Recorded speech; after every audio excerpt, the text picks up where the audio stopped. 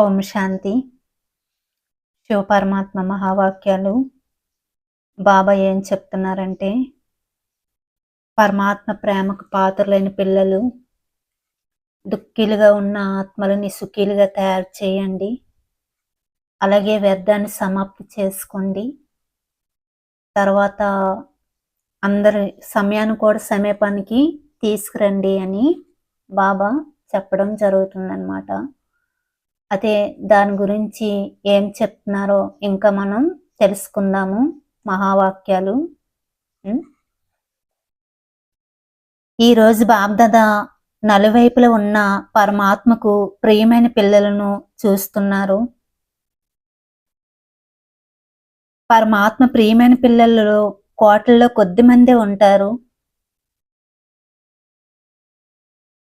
ఎందుకంటే ఈ సమయంలోని పరమాత్మ ప్రేమను అనుభవం చేసుకోగలరు. కల్పమంతటిలో ఆత్మల యొక్క ప్రేమ, మహాత్మల ప్రేమ, ధర్మాత్మల ప్రేమను అనుభవం చేసుకున్నారు. కానీ పరమాత్మ ప్రేమ కేవలం ఇప్పుడే ఈ సంగమ యుగంలోనే దొరుకుతుంది. ఈ తక్కువ సమయంలోనే ఇప్పుడు ఈ సంగమ యుగంలోనే శివపరమాత్మ ప్రేమ దొరుకుతుంది. దానిని పిల్లలని మీరు అందరూ అనుభవం చేసుకుంటున్నారు. ఎవరైనా మిమ్మల్ని పరమాత్మ ఎక్కడున్నారు అని అడిగితే మీరు ఏం జవాబు చెప్తారు?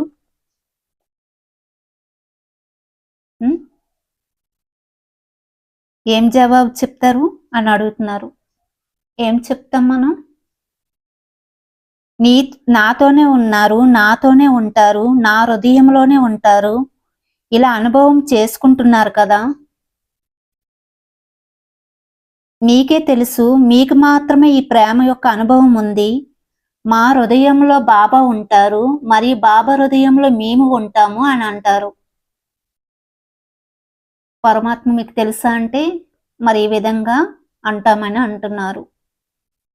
అది పరమాత్మ ప్రేమ యొక్క ఈ నశను అనుభవం చేసుకునే భాగ్యం మాకే లభించింది అని మీకు తెలుసా?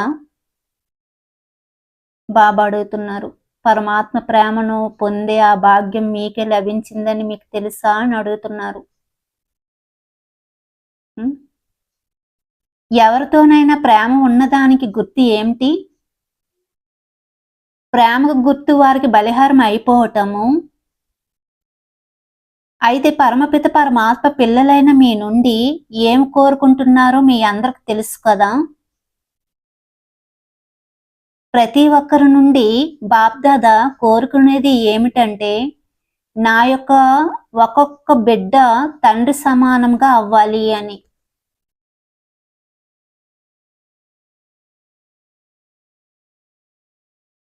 తండ్రి ఎటువంటి వారో పిల్లల యొక్క స్థితి కూడా అంత శ్రేష్టంగా అవ్వాలి. ఆ శ్రేష్ట స్థితి ఏమిటి? సంపూర్ణ పవిత్రత స్థితి. ఎటువంటి పవిత్రత అంటే స్వప్నంలో కూడా అపవిత్రత రాకూడదు. ఇటువంటి సంపూర్ణ పవిత్ర స్థితిని తయారు చేసుకుంటున్నారా అని బాబా అడుగుతున్నారు. ఆ సంపూర్ణ పవిత్రతలో అపవిత్రత యొక్క నామరూపాలు ఉండకూడదు. అంటే వ్యర్థం, ఇవన్నీ కూడా వ్యర్థ సంకల్పాలు, ఇవే అపవిత్రత. అంటే ఒకరి గురించి ఏవేవో వ్యర్థం ఆలోచించుకుంటూ పోతూ ఉంటారు కొంతమంది అయితే. అవి మనకు సంబంధం కూడా ఉండదు. వాళ్ళు ఆడే మాటలకి మన ఆలోచనలకి సంబంధం కూడా ఉండదు. ఏటేటో అనేసుకొని ఎక్కడికెక్కడికో వెళ్ళిపోతూ ఉంటారు. చిన్నదాన్ని పెద్దది చేసిస్తూ ఉంటారు. అదంతా వ్యర్థం, అపవిత్రత అంటున్నారు. అది ఉండకూడదు అంటున్నారు బాబా. వర్తమానంలో సమయం సమీపంగా వస్తున్న కారణంగా బాబ్దాదా సూచన ఇస్తున్నారు. సమయం యొక్క సమీపతను అనుసరించి వ్యర్థ సంకల్పం కూడా అపవిత్రతకు గుర్తు. రోజంతట్లో అభిమానం యొక్క లేదా అవమానం యొక్క ఏ వ్యర్థ సంకల్పమైనా తన వైపుకు లాగడం లేదు కదా.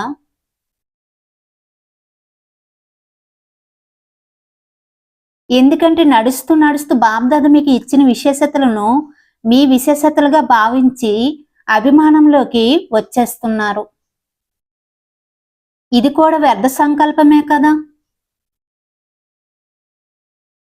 అదే విధంగా నాది అనే భావం యొక్క అశుభ సంకల్పాలు అంటే నేనేం తక్కువ కాదు, నాకు కూడా అన్ని తెలుసు, నా యొక్క ఈ సంకల్పమే యథార్థమైనది, ఉన్నతమైనది, ఇలా నాది అనే భావంతో కూడిన అభిమాన సంకల్పాలు కూడా సూక్ష్మ అపవిత్రత యొక్క అంశము అని బాబా అంటున్నారు.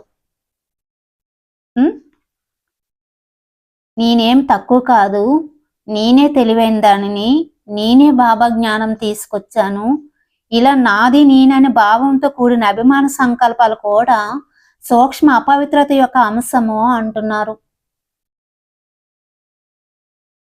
అందువలన ఏ రకమైన అపవిత్రత యొక్క వ్యర్థ సంకల్పం యొక్క అంశం ఏది మిగిలిపోలేదు కదా అని మిమ్మల్ని మీరు పరిశీలించుకోండి. ఎందుకంటే ఇప్పుడు పవిత్ర ప్రపంచం యొక్క స్థాపన సమయాన్ని సమీపంగా తీసుకువచ్చేవారు పరమాత్మకు ప్రియమైన పిల్లలైన మీరే నిమిత్తులు. నిమిత్తాత్మల యొక్క తరంగాలు నలువైపులా వెదజల్లబడతాయి.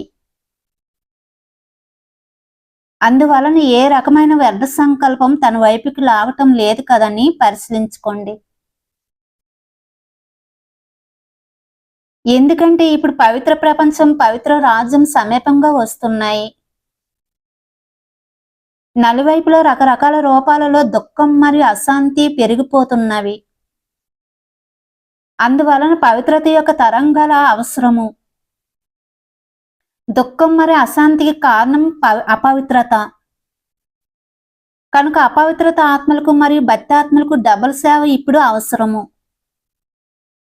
వాచ ద్వారా సేవ అయితే నలువైపులా ఆర్భటంగా జరగటం బాబ్దాదా చూశారు. మీపై నిందను తొలగించుకుంటున్నారు. కానీ ఇప్పుడు ఆత్మలకు అదనపు శక్తి అవసరము. కనుక మనస సేవ ద్వారా శక్తిని ఇవ్వాలి, ధైర్యాన్ని ఇవ్వాలి, ఉత్సాహ ఉల్లాసాలను ఇవ్వాలి. కనుక ఈ సమయంలో డబుల్ సేవ అవసరము. దీని కొరకు బాబ్దాదా చెప్పారు, ప్రతి ఒక్కరు స్వయాన్ని పూర్వీకులుగా భావించండి అని.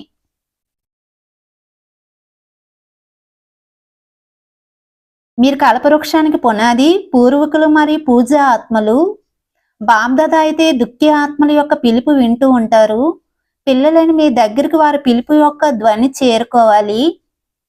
ఇప్పుడు సంపూర్ణ పవిత్ర ఆత్మలుగా తయారవుతున్నారు. కానీ ఇప్పుడు వెనువెంట మనస సేవను పెంచాలి అని బాబా అంటున్నారు.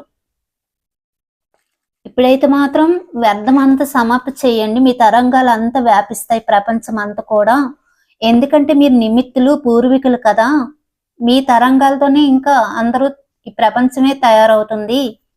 కాబట్టి ఇప్పుడు ఏం చేయాలంటే మనస సేవను పెంచండి. అందరికీ దుఃఖీ ఆత్మలకు సుఖాన్ని ఇవ్వండి, ధైర్యాన్ని ఇవ్వండి, ఉల్లాసాలు ఉత్సాహాలు కూడా ఇవ్వండి. ఇప్పుడు మనస సేవ పెంచాలి, ఇది చాలా అవసరము అని బాబా అంటున్నారు. బాబా ఈ మురళీలన్నీ మనస సేవ మీదే నడిపిస్తున్నారు అన్నమాట. ఓం శాంతి.